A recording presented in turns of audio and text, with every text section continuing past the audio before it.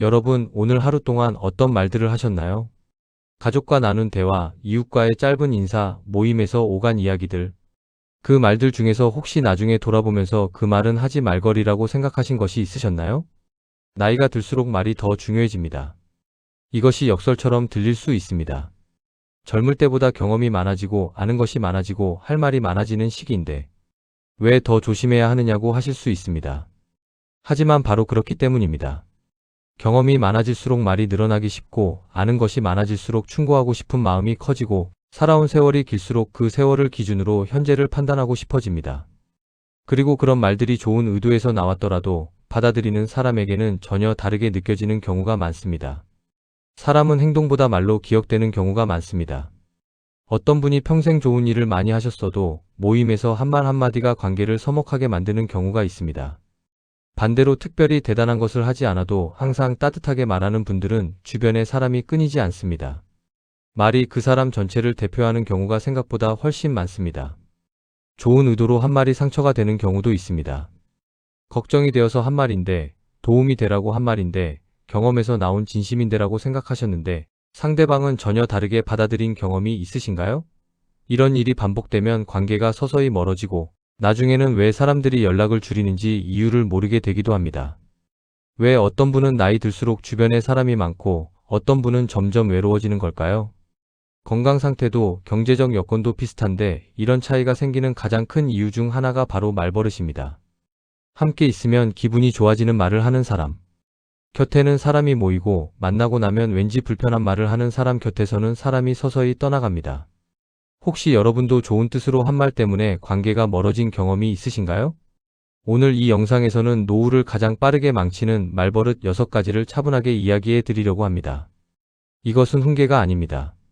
우리 모두가 가지고 있을 수 있는 말버릇들을 함께 들여다보고 조금 더 따뜻한 말을 선택할 수 있도록 함께 생각해 보는 시간입니다. 말버릇은 오랫동안 쌓여온 것이라 하루아침에 바꾸기 어렵습니다. 하지만 알아차리는 것에서부터 변화가 시작됩니다. 오늘 이 영상이 그 알아차림의 시작이 되시길 바랍니다.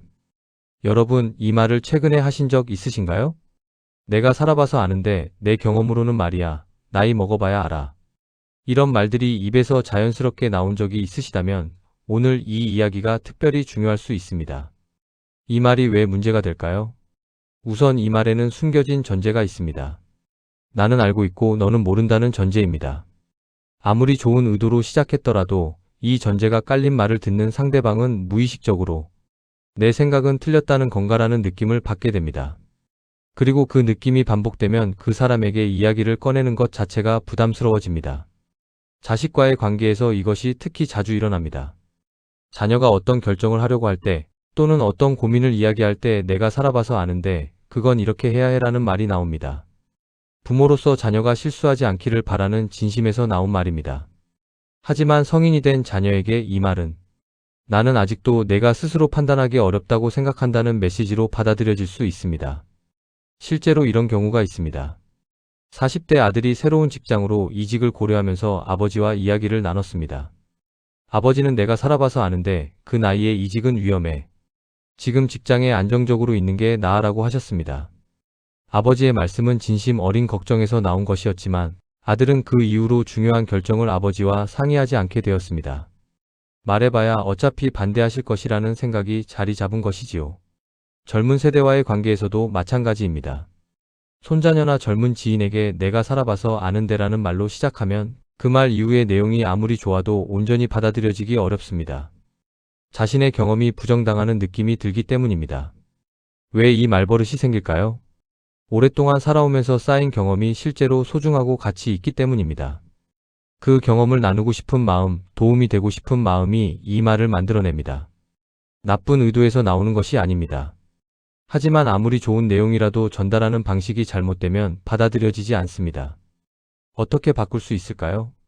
같은 경험을 이야기하되 방식을 바꾸어 보세요.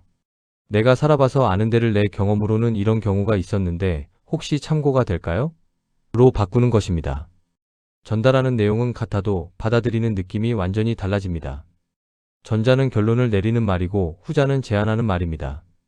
그리고 결론을 내리는 말보다 제안하는 말이 훨씬 더 잘 받아들여집니다. 또한 충고하기 전에 먼저 물어보는 습관을 들여보세요. 내 생각을 이야기해줘도 될까? 이 한마디가 충고와 조언의 차이를 만들어냅니다. 경험은 나누어야 할 지혜이지 상대방을 이기기 위한 무기가 되어서는 안 됩니다. 여러분, 이런 말을 하신 적 있으신가요? 내 때는 이런 게 없었어. 우리 때는 이렇게 했는데 요즘 것들은 너무 약해. 내 때는 이 정도는 당연했어. 과거를 기준으로 현재를 바라보는 말들입니다. 이 말버릇이 왜 관계를 불편하게 만들까요? 이 말에는 현재를 부정하는 뉘앙스가 담겨 있습니다. 지금보다 예전이 더 좋았다. 지금 방식은 뭔가 부족하다는 메시지가 담겨 있습니다. 그 메시지를 듣는 지금 세대의 사람들은 자신의 삶과 방식이 인정받지 못한다는 느낌을 받게 됩니다. 모임에서 이 말이 자주 나오는 경우를 생각해 볼까요? 노년 모임에서 요즘 젊은이들 이야기가 나옵니다. 내 때는 말이야, 첫 월급 타면 부모님께 드리는 게 당연했는데 우리 때는 어른한테 그런 말 못했지. 요즘 애들은 너무 자기밖에 몰라.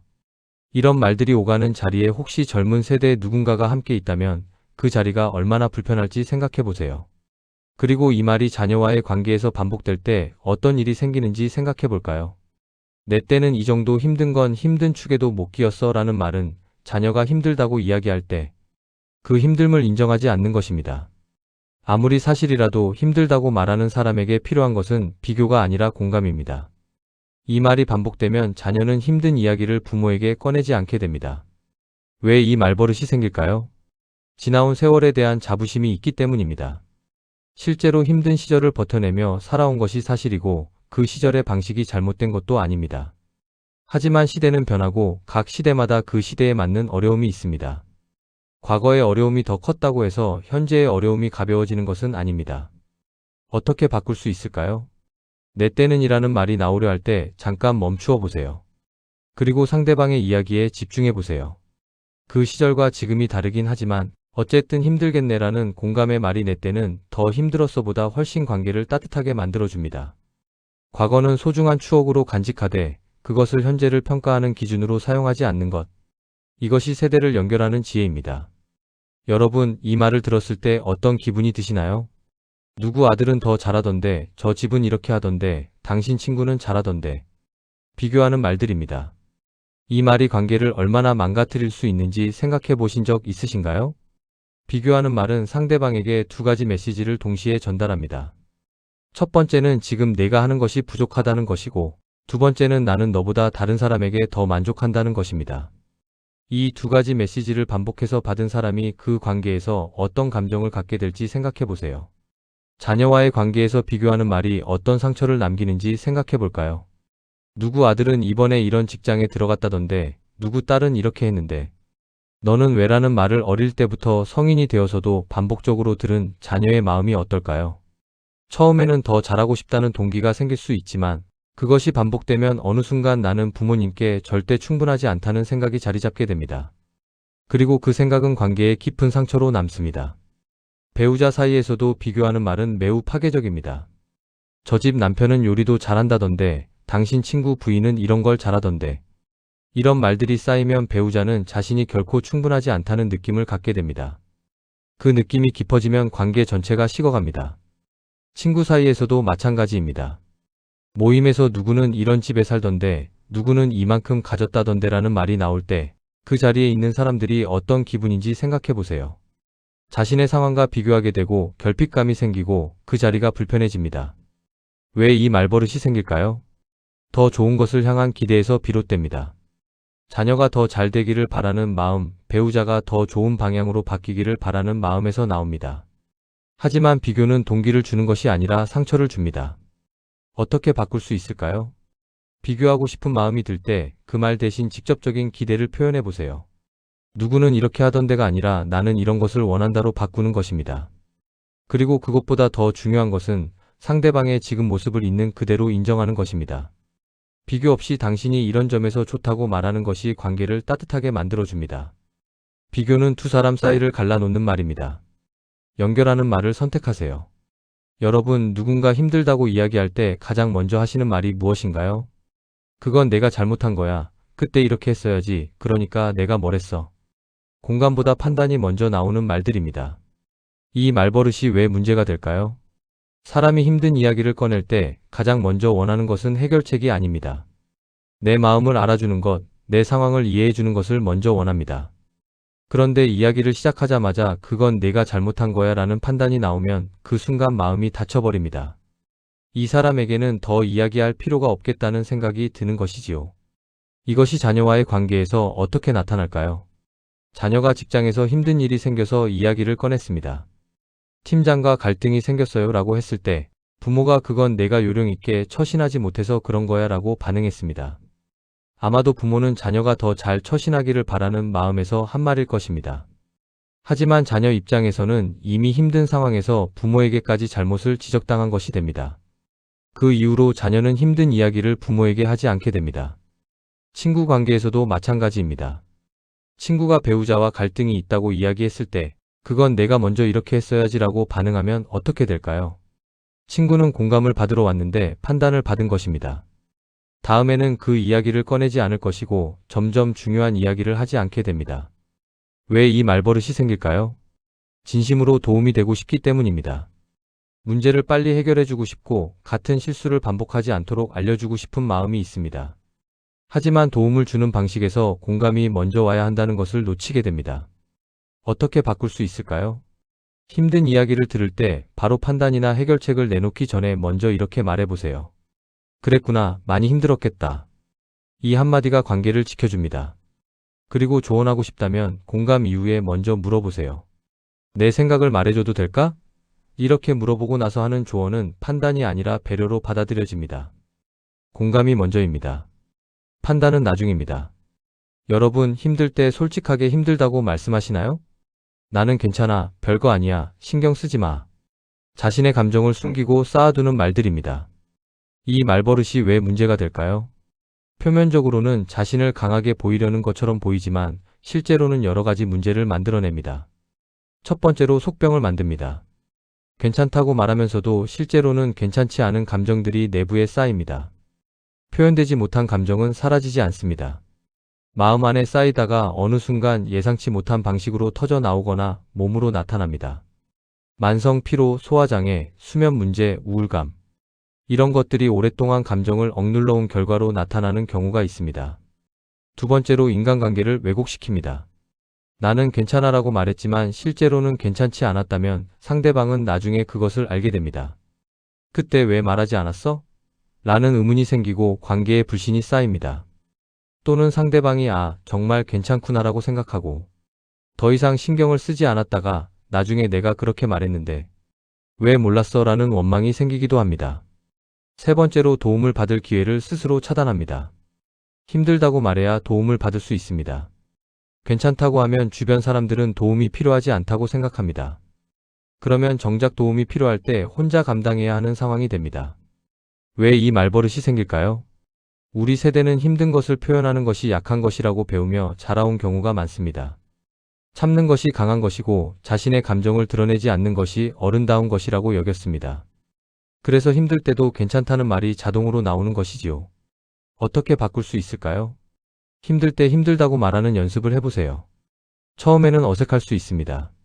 하지만 사실 좀 힘들어, 이번에는 좀 어렵네라고 말할 수 있을 때 관계가 더 진심 어리고 깊어집니다. 그리고 감정을 표현하는 것이 약함이 아니라는 것을 기억해 주세요.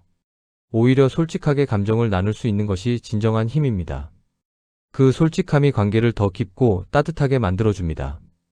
여러분, 이런 말을 하신 적 있으신가요? 이제 다 소용없어. 이 나이에 뭘 해. 어차피 안 돼. 다 틀렸어. 희망을 잃게 만드는 부정적인 말들입니다. 이 말버릇이 왜 가장 위험할까요? 이 말은 자신에게만 영향을 미치는 것이 아니라 주변 사람들에게도 강하게 영향을 미칩니다. 자신에게 미치는 영향을 먼저 이야기해 볼게요. 이제 다 소용없어 라는 말이 습관이 되면 실제로 아무것도 하지 않게 됩니다. 어차피 안 된다는 생각이 시작을 막기 때문입니다. 그리고 아무것도 하지 않으면 실제로 아무것도 이루어지지 않습니다. 그 결과가 다시 역시 안 된다는 생각을 강화합니다. 이 악순환이 반복되면서 삶이 점점 더 무기력해집니다. 주변 사람들에게 미치는 영향도 큽니다. 가족이나 친구가 어떤 계획이나 기대를 이야기할 때 이제 다 소용없어 라는 반응이 돌아오면 어떻게 될까요? 기쁜 마음이 한순간에 식어버립니다. 그 경험이 반복되면 좋은 이야기를 그 사람 앞에서 꺼내지 않게 됩니다. 그러면 관계가 점점 형식적인 것만 남게 됩니다. 노년기에 이 말버릇이 특히 위험한 이유가 있습니다. 노년기는 변화보다 안정을 원하는 시기이다 보니 새로운 것이나 불확실한 것에 대한 저항이 커지기 쉽습니다. 그 저항이 이제 다 소용없어 라는 말로 표현되면 삶의 가능성을 스스로 닫아버리는 것이 됩니다. 왜 이 말버릇이 생길까요? 실제로 힘든 경험들이 쌓여왔기 때문입니다. 기대했다가 실망한 경험, 노력했는데 결과가 좋지 않았던 경험, 세상이 원하는 대로 돌아가지 않는다는 것을 반복해서 느낀 경험. 이런 것들이 쌓여서 어차피 안 된다는 생각이 자리 잡은 것입니다. 어떻게 바꿀 수 있을까요? 이제 다 소용없어 라는 말이 나오려 할 때 잠깐 멈추고 이렇게 생각해 보세요. 정말 소용없을까? 아니면 그냥 두렵고 귀찮은 걸까? 많은 경우 소용없다는 생각은 두려움이나 귀찮음에서 나옵니다. 그리고 작은 것부터 시작해 보세요. 이제 다 소용없어를 한번 해볼까로 바꾸는 것. 그 작은 시작이 삶에 다시 활기를 불어넣어 줄 수 있습니다. 주변 사람이 새로운 것을 이야기할 때 그래봐야 뭐가 달라지겠어가 아니라 그거 재미있겠는데라고 반응해 보세요. 그 말 한마디가 상대방의 하루를 밝게 만들어주고 관계를 따뜻하게 만들어줍니다. 여러분, 오늘 6가지 말버릇 이야기를 들으시면서 어떤 생각이 드셨나요? 내가 살아봐서 아는데 내 때는 말이야. 누구는 더 잘하던데. 그건 내가 잘못한 거야. 나는 괜찮은데 이제 다 소용없어. 이 중에서 이 말이 나한테도 있는 것 같은데 라는 생각이 드신 것이 있으셨나요? 있으셨다면 그 알아챔 자체가 이미 변화의 시작입니다. 오늘 드리고 싶은 가장 핵심적인 메시지를 한마디로 정리하면 이것입니다. 말은 결국 자신의 삶을 비추는 거울입니다. 매일 어떤 말을 하는지가 그 사람이 세상을 어떻게 바라보는지를 보여줍니다. 비교하는 말이 많은 사람은 결핍감 속에서 살아가고 있는 것이고, 판단하는 말이 많은 사람은 공감이 부족한 것이고, 소용없어 라는 말이 많은 사람은 희망이 줄어든 것입니다. 말버릇을 바꾸는 것이 단순히 표현 방식을 바꾸는 것이 아니라 삶을 바라보는 방식 자체를 바꾸는 것과 연결되어 있습니다. 사람은 말투 때문에 가까워지기도 하고 멀어지기도 합니다. 함께 있으면 기분이 좋아지는 말을 하는 사람. 곁에는 사람이 모이고 만나고 나면 왠지 불편한 말을 하는 사람 곁에서는 사람이 서서히 떠나갑니다. 이것은 나쁜 사람과 좋은 사람의 차이가 아닙니다. 말버릇의 차이입니다. 그리고 말버릇은 바꿀 수 있습니다. 노년에는 말을 많이 하는 사람보다 따뜻하게 말하는 사람이 사랑받습니다. 경험이 많다고 해서 모든 것을 말해야 하는 것은 아닙니다. 아는 것이 많다고 해서 모든 것에 충고해야 하는 것도 아닙니다. 오히려 말을 줄이고 하는 말을 따뜻하게 하는 것이 노년의 품격을 만들어줍니다. 듣는 것을 더 잘하고 공감하는 것을 먼저 하고 판단보다 이해를 선택하는 것. 이런 말의 습관들이 주변에 사람을 모이게 합니다. 지금부터라도 말 습관은 충분히 바꿀 수 있습니다. 말버릇은 오랫동안 쌓인 것이라 하루아침에 바뀌지 않습니다. 하지만 의식하는 것만으로도 달라지기 시작합니다. 내가 살아봐서 아는 데가 나오려 할 때 잠깐 멈추고 내 경험으로는 이런 적이 있었는데 혹시 참고가 될까요? 로 바꾸어 보세요. 그건 내가 잘못한 거야가 나오려 할 때 잠깐 멈추고 많이 힘들었겠다로 바꾸어 보세요. 이 작은 변화들이 쌓이면서 관계가 달라지고 삶이 달라집니다. 마지막으로 이 말씀을 드리겠습니다. 말은 공기처럼 가볍게 나가지만 마음에는 오래 남습니다. 한번 내뱉은 말은 돌아오지 않습니다. 그리고 그 말이 상대방의 마음에 남아서 관계를 만들기도 하고 무너뜨리기도 합니다. 그렇기 때문에 말 한마디를 내보내기 전에 잠깐 멈추는 습관이 중요합니다. 노년의 품격은 얼굴보다 말에서 드러납니다. 세월이 새긴 얼굴의 주름은 막을 수 없지만 어떤 말을 하느냐는 선택할 수 있습니다. 따뜻한 말, 공감하는 말, 격려하는 말을 선택하는 것이 노년의 품격을 만들어줍니다. 좋은 말 한마디는 좋은 인생을 만듭니다. 오늘 이 영상을 보신 것이 여러분의 말 습관을 한번 돌아보는 계기가 되셨길 바랍니다. 그리고 내일 아침 가장 가까운 사람에게 따뜻한 말 한마디를 건네보세요. 그 작은 시작이 여러분의 노후를 더 빛나게 만들어줄 것입니다. 여러분의 말이 여러분의 노후를 만듭니다.